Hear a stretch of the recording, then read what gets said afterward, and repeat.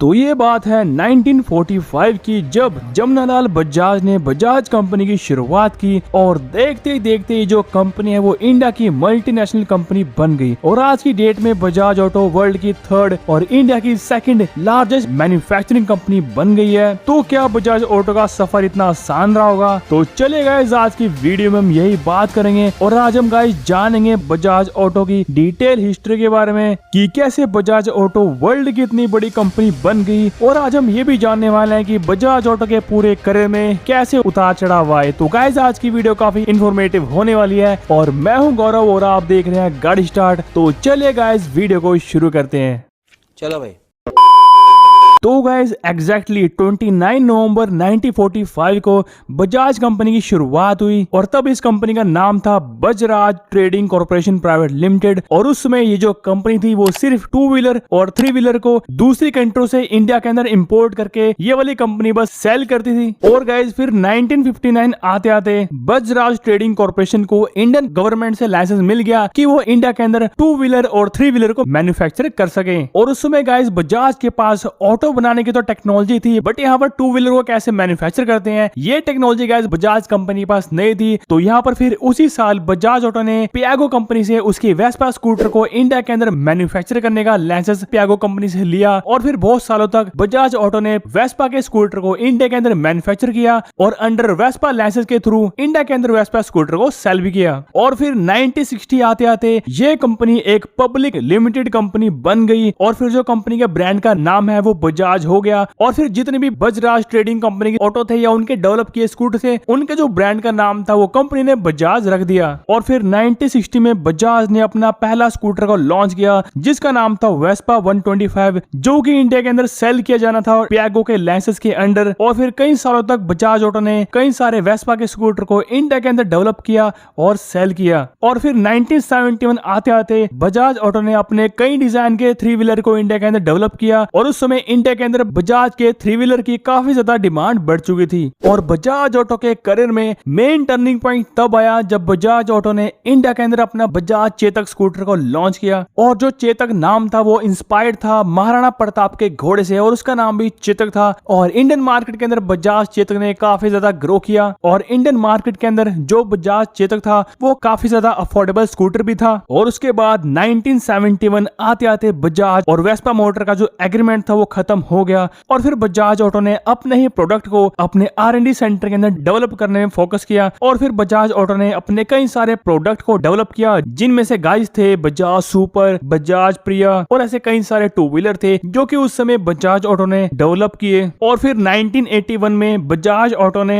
2 नए और 2 व्हीलर को लॉन्च किया जिनमें से थे बजाज M50 और बजाज M80। और जो इनमें से M80 था वो बजाज की तरफ से एक फ्लैगशिप स्कूटर था जो गाइस उस समय काफी ज्यादा फेमस था और इन टर्म्स ऑफ सेल इस स्कूटर ने भी काफी ज्यादा बढ़िया काम किया। और इस बीच बजाज ऑटो ने 2 व्हीलर को मैन्युफैक्चरिंग करने की टेक्नोलॉजी में काफी ज्यादा तरक्की हासिल कर ली थी। और इसको देखते हुए बहुत सारी जो फॉरेन कंपनियां थी उसकी नजर सीधा थी बजाज के ऊपर। और उस टाइम एक ऐसी जापानी कंपनी थी जो कि इंडिया के अंदर अपनी मार्केट को सेटअप करना चाहती थी और उस कंपनी का नाम था गाइस कावासाकी मोटर्स। और अपनी मार्केट को इंडिया के अंदर सेटअप करने के लिए कावासाकी ने चुना बजाज को। और फिर फाइनली 1983 में बजाज ऑटो और कावासाकी मोटर के बीच में टेक्निकल कॉन्ट्रैक्ट साइन हुआ जिनमें ये दोनों कंपनियां थी वो मिलकर इंडिया के अंदर काम करने लगी। और यहाँ पर गाइस इन दोनों कंपनियों का फोकस यही था कि उनको इंडिया के अंदर अफोर्डेबल बाइक को सेल करना था। एक्चुअली गाइस उस समय जो बाइक्स थी वो काफी कम थी और जितनी भी उसमें कंपनियां थी वो सारी फोकस कर रही थी स्कूटर बनाने में। तो यहाँ पर गाइस जब कावासाकी और बजाज का पार्टनरशिप हुई तो गाइस इन दोनों कंपनियों ने मिलकर बहुत सारी एक से बढ़कर एक बाइक को इंडिया के अंदर डेवलप किया और सेल किया।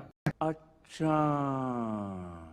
और जो पहली बाइक थी जो कि कावासाकी और बजाज ने मिलकर डेवलप की उस बाइक का नाम था कावासाकी बजाज KB100। और गाइज उस समय मार्केट में पहले से ही यामाहा RX100 और हीरो होंडा CD100 थे, बट गाइज इन दोनों के होने के बावजूद भी कावासाकी बजाज KB100 ने इंडियन मार्केट के अंदर काफी अच्छा परफॉर्म किया और इस बाइक की सेल भी इंडियन मार्केट के अंदर काफी ज्यादा बढ़िया हुई। और फिर 1996 में कावासाकी बजाज ने अपनी कावासाकी बजाज बॉक्सर को लॉन्च किया और फिर KB100 100 को डिस्कंटिन्यू कर दिया, क्योंकि उस समय इंडियन गवर्नमेंट ने 2 स्ट्रोक इंजन की बाइक्स को इंडिया के अंदर बैन कर दिया और फिर गाइस सारी कंपनियों को शिफ्ट होना पड़ा 4 स्ट्रोक इंजन पे। और यहाँ पर कावासाकी बजाज बॉक्सर में हमें 4 स्ट्रोक इंजन देखने को मिलता था। और फिर गाइस इन दोनों ही कंपनियों ने मिलकर इंडियन मार्केट के अंदर काफी सारी बाइक्स को लॉन्च किया, जिनमें से बहुत सारी बाइक्स काफी ज्यादा सक्सेसफुल रही और काफी ज्यादा बाइक इंडियन मार्केट के अंदर बुरी तरीके से पिटी। और उनमें से एक बाइक थी बजाज कैलिबर। इस बाइक ने इंडियन मार्केट के अंदर काफी अच्छा परफॉर्म किया और आज की डेट में गाइस बहुत सारे लोग इस बाइक को यूज भी करते होंगे।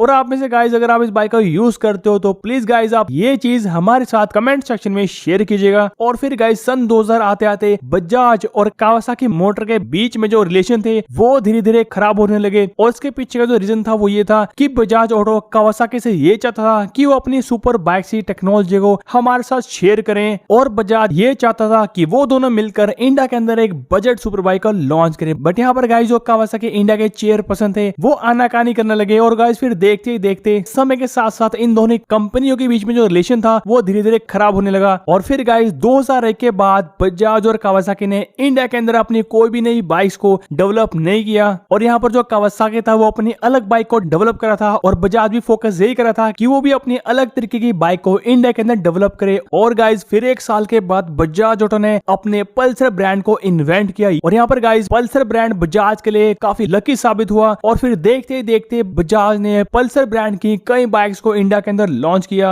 और 2001 से लेकर 2004 के बीच में बजाज ने पल्सर की कई बाइक्स को इंडिया के अंदर लॉन्च किया और उन सारी बाइक्स ने इंडियन मार्केट के अंदर काफी बढ़िया परफॉर्म भी किया। और फिर 2004 के बाद बजाज ने फोकस किया इंडिया के अंदर बजट बाइक को लॉन्च करने का। और फिर बजाज ऑटो ने गाइस कई बजट बाइक को इंडिया के अंदर लॉन्च किया, जिसमें से थी बजाज डिस्कवर, बजाज सिटी 100, बजाज चेतक, जो कि गाइस उसमें 4 स्ट्रोक इंजन के साथ बजाज ने लॉन्च किया। और इसमें से आखिरी थी बजाज एवेंजर, जिसको गाइस बजाज ने लॉन्च किया। और ये सारी बाइक्स बजाज के लिए टर्निंग पॉइंट साबित हुई और आगे जाके इन बाइक्स ने बजाज के करियर में काफी बड़ा रोल प्ले किया। और फिर गाइस बजाज ऑटो ने 2006 में अपनी बजाज प्लैटिना को लॉन्च किया। और गाइस आज भी प्लैटिना की फैन फॉलोइंग इंडिया में काफी ज्यादा है। और गाइस जब ये बाइक 2006 में लॉन्च हुई थी तो सिर्फ लॉन्च होने के 8 महीने में बजाज ऑटो ने प्लैटिना की लगभग 5 लाख यूनिट को इंडिया के अंदर सेल किया। और इस बाइक का यूनिक सेलिंग पॉइंट था वो ये था कि इस बाइक की टॉप स्पीड थी 91 किलोमीटर पर आवर। इसके अलावा आपको इस बाइक से 70 किलोमीटर पर लीटर की माइलेज भी आसानी से आपको मिल जाती थी।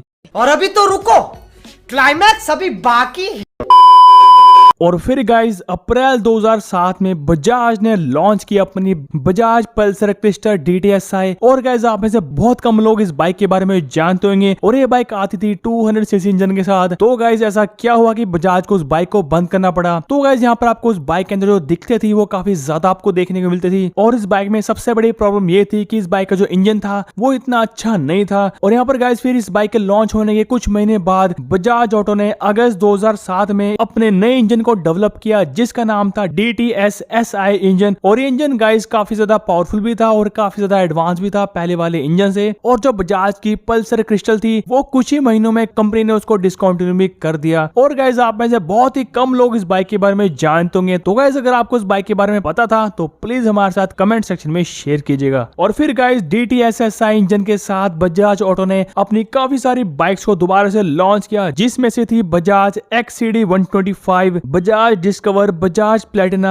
और गाइस बजाज एवेंजर। इन सभी बाइक्स ने बजाज ऑटो ने इंजन का अपडेट दिया और गाइस फिर बेहतर इंजन के साथ ये वाली बाइक इंडियन मार्केट के अंदर सेल हुई। और इस बीच गाइस जो कावासाकी मोटर था वो इंडिया के अंदर अपनी अलग ही बाइक को डेवलप करा था। और गाइस फिर कावासाकी मोटर ने अपनी कोई भी टेक्नोलॉजी को बजाज ऑटो के साथ शेयर नहीं किया। बट गाइस यहाँ पर बजाज ऑटो को तरक्की हासिल करनी थी। और फिर आता है गाइस 2007 जब बजाज ऑटो ने अपने रिलेशन को KTM के साथ मजबूत करना चालू किया। और गाइस फिर फाइनल 2011 आते आते बजाज ने KTM की KTM ड्यूक 200 को इंडिया के अंदर लॉन्च किया। और गाइस ये जो बाइक थी वो काफी ज्यादा सक्सेसर मानी जाती है इंडियन मार्केट के अंदर। और ये KTM की पहली बाइक थी जो कि इंडिया के अंदर लॉन्च की थी। और गाइस फिर देखते ही देखते कई साल बीत जाने के बाद बजाज और KTM ने मिलकर अपनी बहुत सारी बाइक को डेवलप किया। और गाइस आप ये जान के बिल्कुल हैरान हो जाओगे, जो इंडियन मार्केट के अंदर पल्सर RS 200 है और पल्सर NS 200 है, उनकी डेवलपमेंट में KTM का बहुत बहुत बड़ा हाथ है। और गाइस यहाँ पर इंडिया के अंदर जो भी KTM RC हो गया, KTM एडवेंचर हो गया, KTM डुक होगा, ये सारी जो बाइक्स है उनको इंडिया के अंदर बजाज ऑटो ही मैन्युफैक्चर करता है और सेल करता है। और गाइस फिर बहुत सालों तक बजाज ऑटो और KTM ने मिलकर अपनी बहुत सारी बाइक्स को इंडिया के अंदर डेवलप किया और इस बीच इन दोनों ही कंपनियों ने इंडियन मार्केट में बहुत सारी बुलंदियां हासिल कर ली थी। और फिर गाइस जाता है 2007 जब बजाज ऑटो ने ट्रायम्फ मोटर के साथ हाथ मिलाया और इन दोनों ही कंपनियों के बीच में कॉन्ट्रैक्ट साइन हुआ मिड कैपेसिटी मोटरसाइकिल को इंडिया के अंदर डेवलप करने का। और गाइस बहुत ही जल्द हमें बजाज और ट्रायम्फ की मिड कैपेसिटी की जो बाइक्स हैं वो देखने को मिलेंगी। और गाइस उम्मीद यही है कि इस साल के एंड तक या तो 2023 के स्टार्टिंग तक हमें ये वाली बाइक देखने को मिलेंगी। और गाइस जब 2017 में बजाज ऑटो और ट्रायम्फ मोटर के बीच में कॉन्ट्रैक्ट साइन हुआ तो ये देख के गाइस कावासाकी को शायद खुशी नहीं हुई और उन्होंने बजाज ऑटो के साथ अपना जो कॉन्ट्रैक्ट है उसको कैंसिल कर दिया। और यहाँ पर गाइस बहुत सालों से कावासाकी मोटर की प्लानिंग हो चुकी थी इंडिया के अंदर अपना अलग प्लांट बनाने में। और गाइस हुआ भी यही कि कावासाकी ने अपना अलग मैन्युफैक्चरिंग प्लांट सेटअप कर लिया था। और जब 2017 में कावासाकी बजाज से अलग हुआ तो यहाँ पर कावासाकी ने अपनी जो मैन्युफैक्चरिंग यूनिट है उसको अलग ही सेटअप कर लिया। और आज की डेट में गाइस कावासाकी मोटर उस प्लांट के अंदर अपनी बहुत सारी बाइक को मैन्युफैक्चर करता है और बहुत सारे कंट्री में एक्सपोर्ट भी करता है। और फिर क्या हुआ कि जितने भी बजाज कावासाकी के पार्टनरशिप में सर्विस आउटलेट थे उनको गाइस कन्वर्ट कर दिया KTM के सर्विस आउटलेट में। और इससे गाइस KTM की ग्रोथ को काफी ज्यादा उछाल भी मिला।